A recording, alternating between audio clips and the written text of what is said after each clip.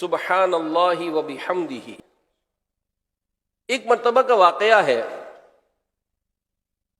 رسول اللہ صلی اللہ علیہ وآلہ وسلم نیند سے بیدار ہوئے تو میں نے وضو کے لیے پانی، مسواک وغیرہ لے کر حاضر ہو گیا۔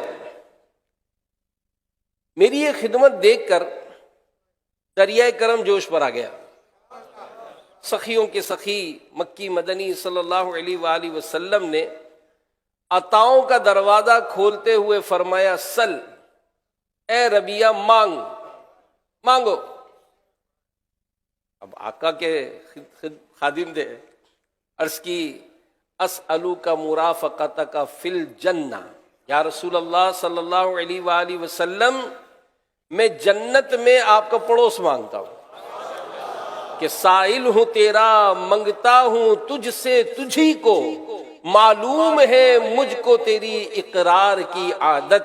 اور حضرت جمیل رضوی رحمت اللہ تعالی علیہ فرماتے ہیں کہ میں تیری دین کے قربان کے تیرے منگتا، تجھ سے جو چاہتے ہیں مانگ لیا کرتے ہیں۔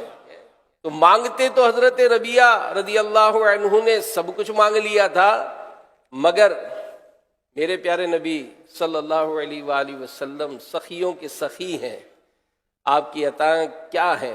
اعلیٰ حضرت فرماتے ہیں کہ میرے کریم سے گر قطرہ کسی نے مانگا، دریا بہا دیے ہیں، دربے بہا دیے ہیں۔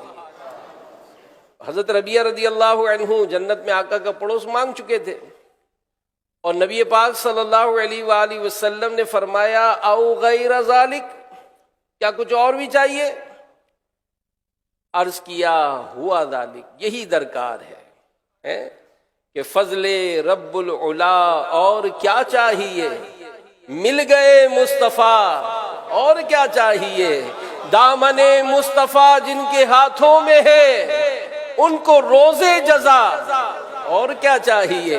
نعمتیں دونوں عالم کی دے کر ہمیں پوچھتے ہیں بتا، اور کیا چاہیے؟ تو میرے پیارے پیارے اسلامی بھائیوں، حضرت ربیہ رضی اللہ عنہ نے عرض کی، آقا بس یہی طلب ہے، جنت میں آپ کا پڑوس نصیب ہو جائے۔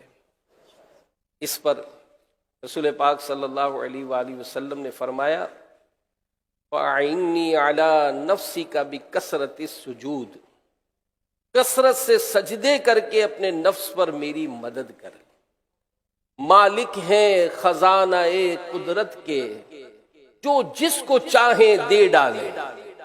مالک ہیں خزانہ قدرت کے، جس کو جو